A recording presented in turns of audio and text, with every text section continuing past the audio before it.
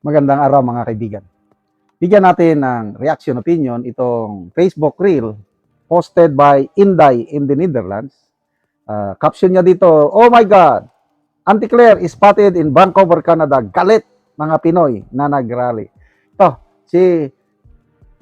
yung ibang eksena, si PBBM ang sinisigawan, layas, magnanakaw. Ito naman si Auntie Claire. Ibinuhos mga galit na mga Pinoy sa Vancouver, ang galit nila kay Auntie Claire. To a point na may nagmura ba? Nag-PI sa kanya, kapal ng muka. Ito.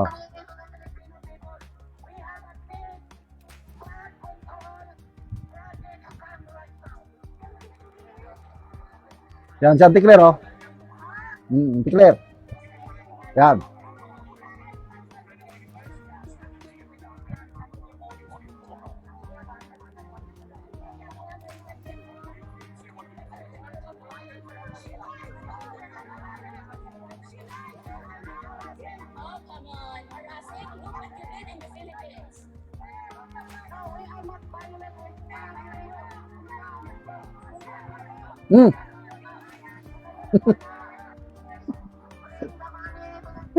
Narinig niya yung PI mo, kapal ng mukha, sinungaling. Ay, nako. Yung tandem nila ni PBBM, siguro ko, ipunin mo lahat yung mga bus, galit ng Pilipino, tad-tad na silang dalawa. Ito pa, may mga iba pang rallies. I think this is one. So, yan. Sa isang public space sa Vancouver, ito yung mga nagraraling galit na Pilipino. Instead na layas, magnanakaw, Marcos, Duterte naman ang sinisigaw. Palayain si Duterte. Ulitin natin ha. Yan.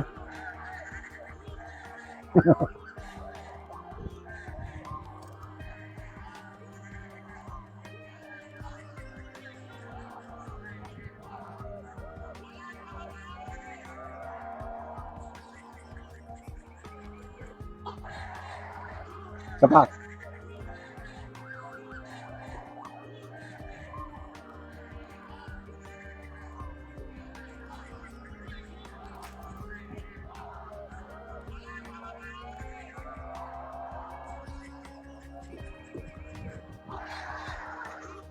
Okay.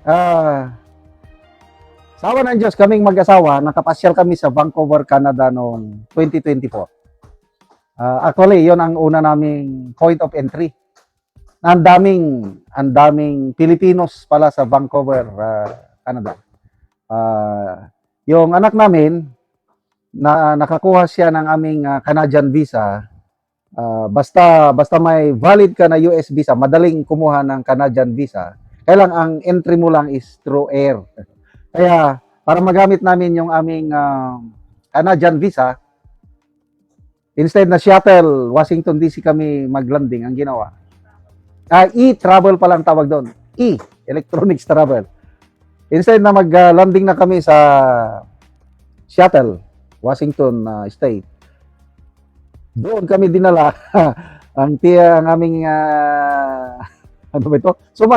Nakarating na kami sa shuttle. Sumakay pa kami ng maliit na eroplano papuntang Vancouver, Canada para lang matatakan ng aming e-travel visa.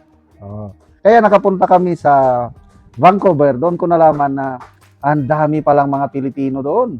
Na-meet ko doon ang classmate ko sa high school.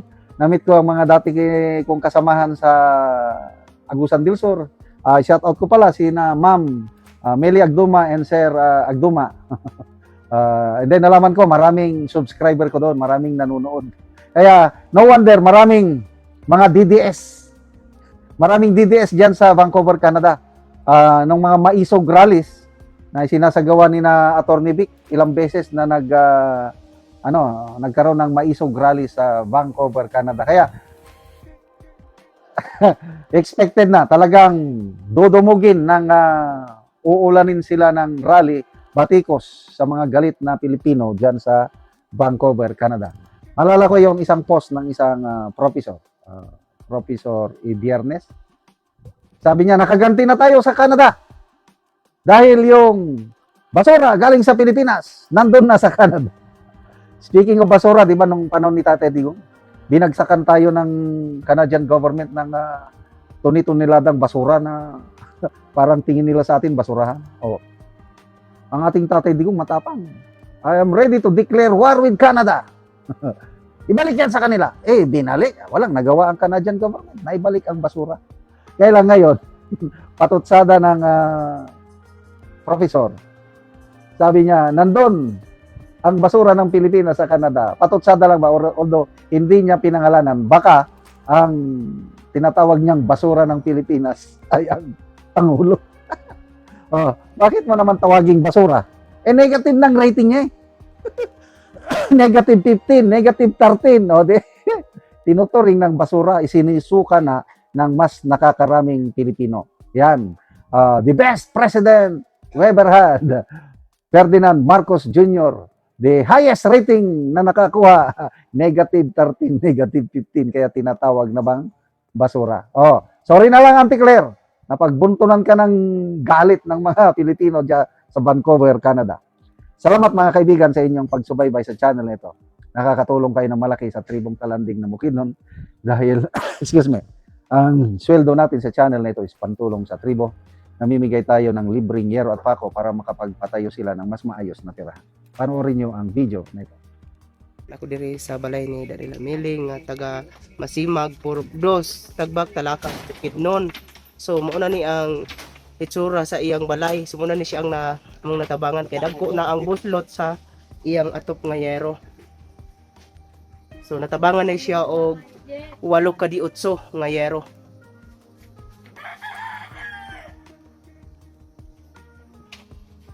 Pang butangan lang gani og kahoy ang diri dapit.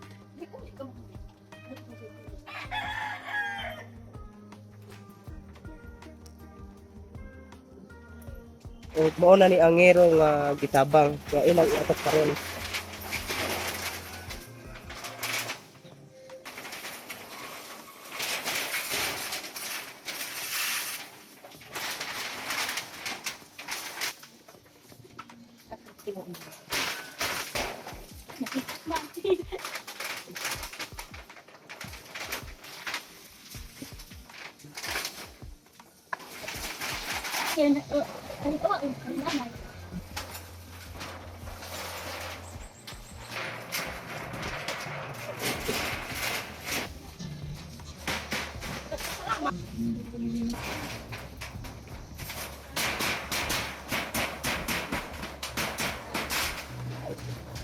Pero naman nagid sa pag-atop, ginatabang kita nato nga maayon na gid nga tanaw ng ilang atop.